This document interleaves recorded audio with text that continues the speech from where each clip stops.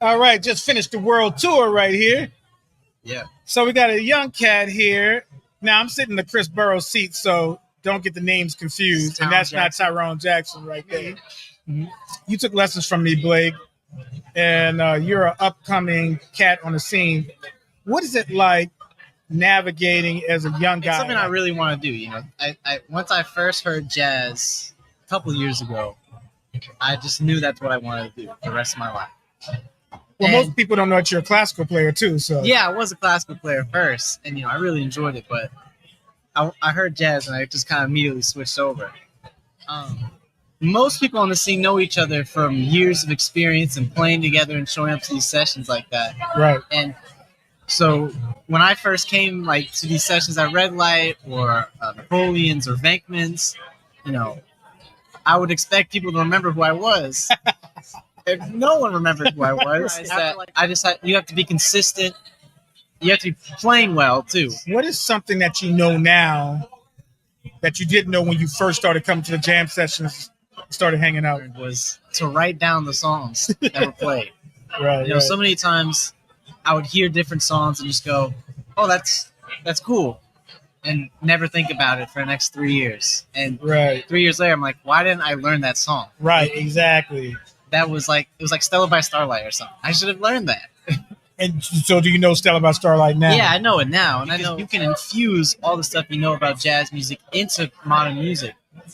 But you also have to learn everything before that. Right. So, I'm trying to learn a lot of stuff from bebop and, even before, working on New Orleans music and jelly roll, so that it can inform my playing not only when I go back to bebop or hard bop or post bop or whatever, but if I'm going to play something modern, Right. What is modern now, I'm studying with Marcus Roberts right now, and one thing he always says is, if you've never heard it before, it's modern to your ear. Oh, wow. Okay. And one of my favorite musicians, Patrick Bartley, he talks about how jazz music gets harder with every generation because you have to learn the generation before that on top of everything they learned. That's a good point. Cool, man. So how old are you, Blake? I'm 19. 19, man. Yeah. Future's looking bright, you guys. So, do you write the classical music or type pieces like that? I'm starting to get onto writing classical music because I think it's really fun. It's a really hard challenge. Okay. Writing something that you can't change, almost. Right. That's exactly right. Yeah, and I think that in jazz music, we're always looking to change something. So, what are you playing both, having lessons from Homai and a bunch of great people and myself at the same time? Does that kind of work together or work against each other? You have to separate your brain. How do you think about that? At first, it was something I had to really separate.